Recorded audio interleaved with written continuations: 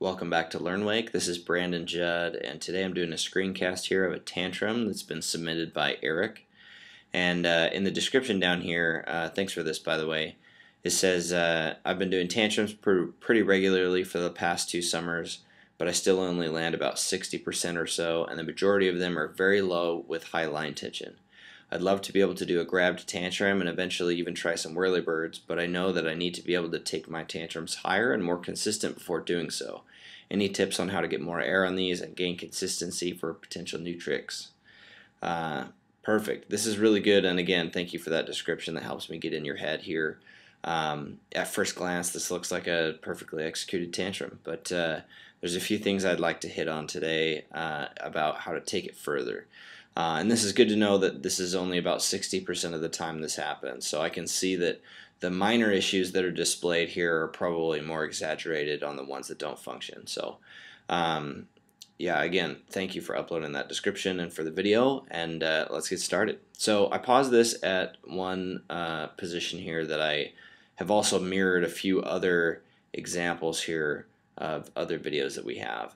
So you'll notice here in this position, the nose of the board and the tail of the board seem to be pretty even on the wake, and then your upper body and shoulders are really arched back. This is common because most people feel like they need to start hucking their upper body into the back flip, whereas the wake actually has a lot more tripping power than you may think at first. So what you'll need to do is resist the temptation to just huck your upper body behind you really hard. What happens if people do that too much is the wake will start to trip you early. So like, for example, if I'm to take a lot of water pressure underneath your board and push up, your upper body here is not aligned with where the pressure is coming from. So your upper body is not going to get much upward push, where your lower body is going to get a lot of upward momentum, and you're just going to pivot around your upper body, which means that you're going to go really low, and the line tension as a result will be high, which is what you mentioned in your description. So in the ones that aren't working, you're probably exaggerating this even more and starting to flip really early on the wake. So I would be even more patient and keep your body upright. So here's what it's going to look like. This is just a standard tantrum, you'll see the nose of the board here is higher than the tail. So Kyle really steps on his back foot pretty hard on this trick, and his upper body is really nice and upright.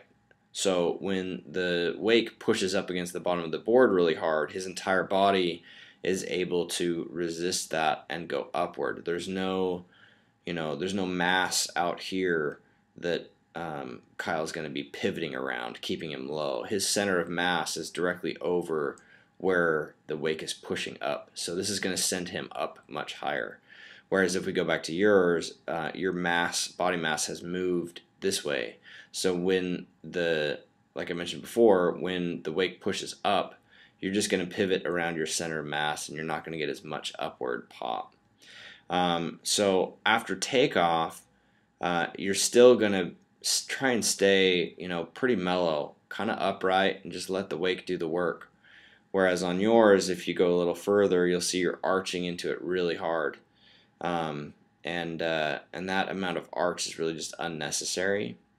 So let me go to this example here.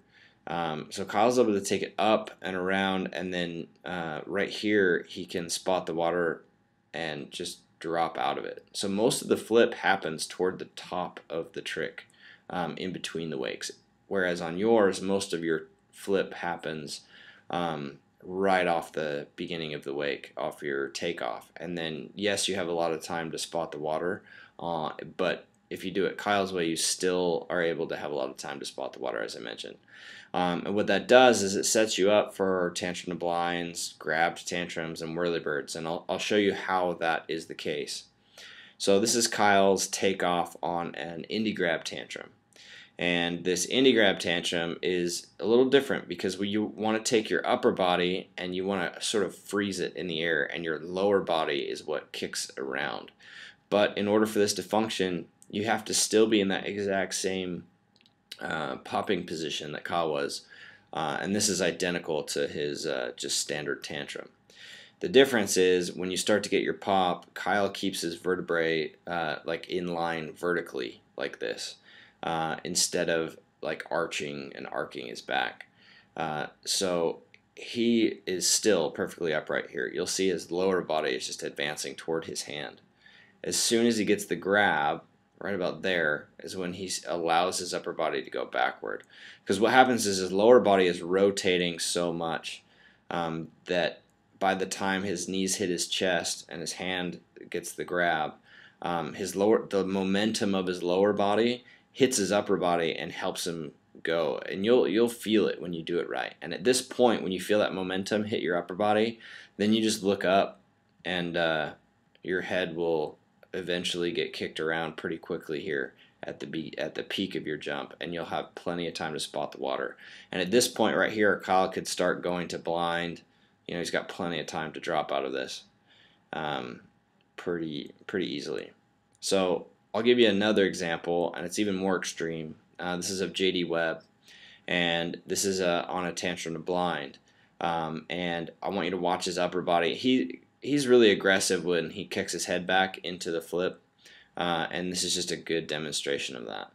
So you'll watch, he'll stand really tall, and then he'll keep his head and his hips in line vertically during most of the trick, and all the way until he gets the grab right here. So he's got the grab right there, and his upper body and lower body sort of fold in half here, and his spine is still pretty much up and down. And then watch right here, he'll kick his head back pretty aggressively, and that is what sends him into the flip. And you'll see he was over here before he kicked his head back, and now he's here once he's done. So most of his flip happened all at this peak position. So right here, he can just continue dropping out of it, and he's got all of this time to add that backside 180 into the landing and make it look really easy. So that's the tantrum, indie tantrum, tantrum to blind progression. And it's all about keeping your upper body quiet while your lower body does the flipping. And then here's an example of a whirlybird. And you'll see Kyle again in the exact same position. If we were to line all three of those side by side, you wouldn't be able to tell which was a whirlybird, which was a tantrum, and which was an indie tantrum, or even an indie tantrum to blind. They would all look just like this at takeoff. But the difference is as soon as they leave the wake, how they change it. So you'll see Kyle is taking off more like his traditional tantrum here, and he's not causing his upper body to stall out. So right here, you'll see how similar that is to right here. So if we're to just toggle back and forth, they're pretty similar right at the beginning. You really want to stall the tantrum. The difference here is you'll see the handle. You can see he's turned it a bit, so he's anticipating the next move. And then here the handle is just kind of relaxed.